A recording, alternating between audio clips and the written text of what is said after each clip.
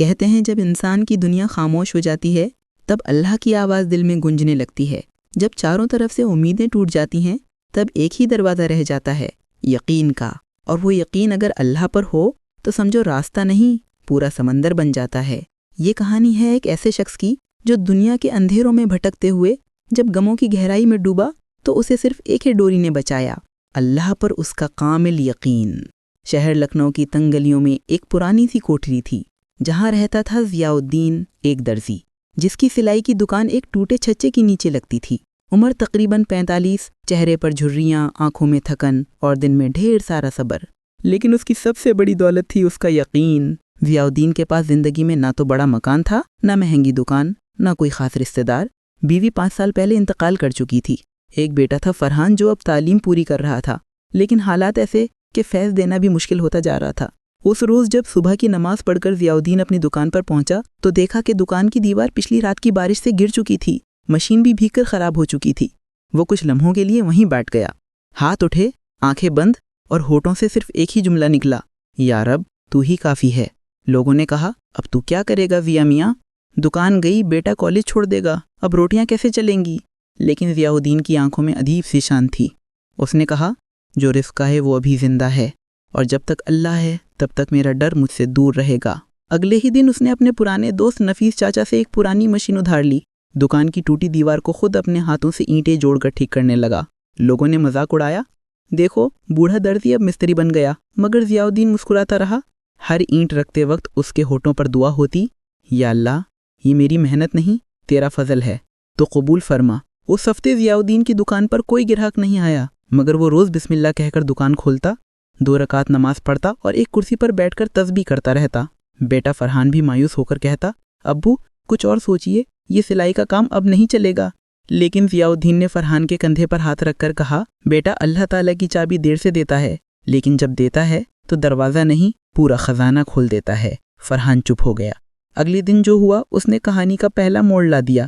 شام کے وقت ایک بڑی گاڑی دکان کے پاس آ کر رکی، باہر نکلی ایک عورت، برقع پہنے ہوئے، چہرے پر نور اور آنکھوں میں غم۔ اس نے ضیاء الدین سے پوچھا، کیا آپ بچوں کے کپڑے بھی سلتے ہیں؟ ضیاء الدین نے ادب سے سر جھکایا، جی بی بی، بچہ ہو یا بڑوں کا کپڑا ہر ٹانکا دعا کے ساتھ ڈالتا ہوں۔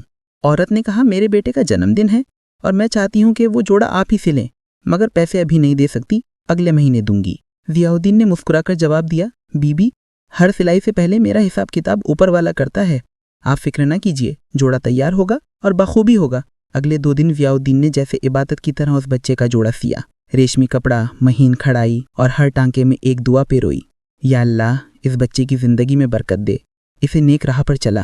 بے شک کپڑے چھوٹے تھے لیکن ضیاء الدین کا تجربہ بڑا تھا، اس نے ہر ٹانکے میں وہ محنت ڈالی جو اکثر لوگ شہرت کمانے میں لگاتے ہیں۔ تیسرے دن وہ عورت پھر آئی، اس بار گاڑی سے نہیں پیدل، چہرے پر پردہ وہی تھا لیکن آواز میں نمرتا اور آنکھوں میں سکون۔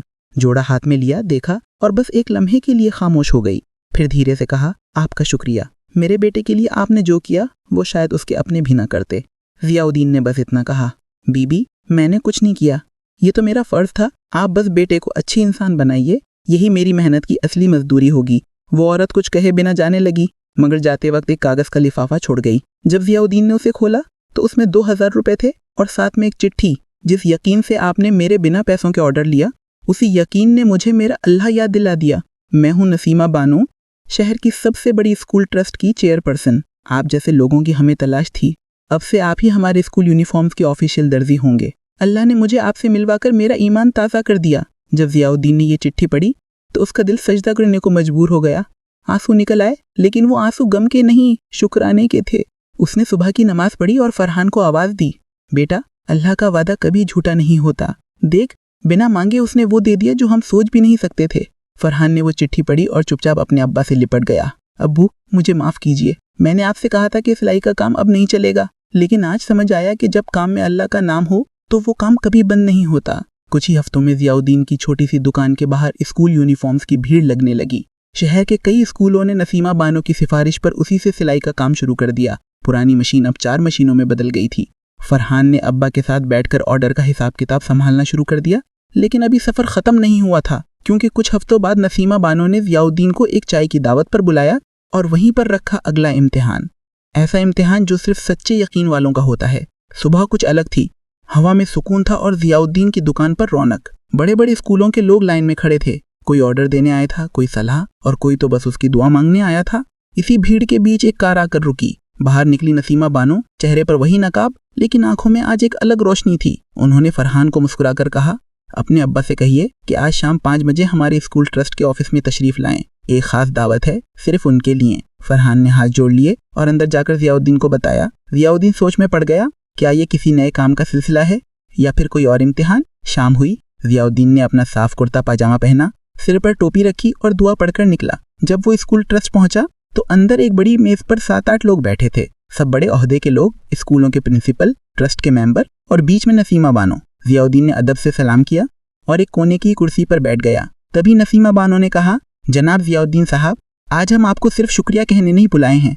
हमारे आपके यकीन ने हमें एक नई सोच दी है। आज शहर में ट्रस्ट की एक नई शाखा खुल रही है, एक स्कूल जिसका नाम होगा मदारिसुल यकीन, और हम चाहते हैं कि आप उसके डायरेक्टर बने। एकदम सन्नाटा छा गया। जियाउद्दीन की सांसें जैसे थम गई। मैं, उसने धीरे से कहा, मैं तो एक दर्जी हूँ, सिलाई करता हूँ, डायरेक्टर जैसा ओहदा मेरे बस की बात नहीं है। नसीमा बानो ने मुस्कुराकर जवाब दिया, दर्जी हैं मगर उस रब के धागे से सिलते हैं जो लोगों के टूटे यकीनों को जोड़ता है। हमें ऐसे ही लोगों की ज़रूरत है जो बच्चों को सिर्फ किताबें नहीं, किरदार भी सिखा सकें। अब इम्तिहान शुरू हुआ। मेज़ पर बैठे एक साहब बोले, अगर आप ये ओहदा लेते हैं तो हर महीने 50,000 रुपये तनख्वाह होगी, साथ में एक गाड़ी, एक बड़ा घर और स्टाफ भी मिलेगा, मगर एक शर्त है, आपको अब सिलाई छोड़नी होगी। ये सुनते ही जियाउद्दीन के चेहरे की रंगत बदल गई। सिलाई छोड़ दूं? उसने खुद से बुदबुदाया। वो काम जिसमें मैंने हर टांका अल्लाह के नाम पर डाला, वो रोज़ी जिसे मैं नेकी समझकर करता हूँ, सिर्फ ओहदे के लिए उसे छोड़ दूं? सबकी निगाहें उस पर थीं। जियाउद्दीन ने कुछ लम्हों तक खामोशी ओढ़े रखी, फिर बोला, मैं शुक्रगुजार हूँ आप सबकी अजमत का और इस ओहदे के ऐलान का, मगर मेरी रिस्क की चाबी अल्लाह के हाथ में है। अगर वो चाहेगा तो इस सिलाई से ही मुझे वो इज्जत देगा जो ओहदे नहीं दे सकते। मुझे अफसोस है मगर मैं ये पेशकश नहीं ले सकता। कमरा खामोश था। किसी को यकीन नहीं हुआ कि कोई ऐसा भी जवाब दे सकता है। जहाँ लोग ओहदे के लिए रिश्वत देते हैं, वहाँ ये आदमी उसे ठुकरा रहा था। नसीमा बानो उठी और उसने सबसे पहले जियाउद्दीन का हाथ चूमा। आपने हमें एक और सबक सिखाया कि इज्जत कभी कुर्सियों से नहीं आती, बल्कि उस यकीन से आती है जो इंसान को अपने रब से जोड़े रखे। बात यहीं खत्म नहीं हुई थी। जियाउद्दीन लौटते वक्त रास्ते में रुका, नमाज पढ़ी और बस एक दुआ की, या रब, अगर तेरा वादा सच्चा है तो तू मुझे कहीं बड़ा बना, लेकिन उसी राह पर रख जहाँ तेरा नाम जोड़ा हो। और फिर जो हुआ वो पूरे शहर के लिए एक मिसाल बन गया। सुबह की सफेदी आसमान पर फैल चुकी थी। जियाउद्दीन ने रोज की तरह अपनी दुकान खोली, सफाई की, चटाई बिछाई और तस्बीह हाथ में लेकर बैठ गया। दुकान के बाहर वही टूटा हुआ बैनर लटक रहा था जिस पर अब फेडेड अक्षरों में सिर्फ दर्जी लिखा था, मगर उसके अंदर की नीयत उतनी ही चमकदार थी। कुछ ही देर में एक अजनबी नौजवान दुकान पर आया। हाथ में एक पुराना थैला था और कपड़े का गट्ठर। उसने झुककर सलाम किया और बोला, हजरत, मेरी बहन की शादी है, 2 जोड़े सिलवाने हैं, मगर पैसे अभी नहीं हैं, शादी के बाद लौटा दूंगा अगर मंजूर हो तो। जियाउद्दीन ने बिना आंख उठाए कहा, कपड़े दे दो बेटे, और शादी के दिन मेरी तरफ से एक दुआ और जोड़ा और रहेगा तोहफे में।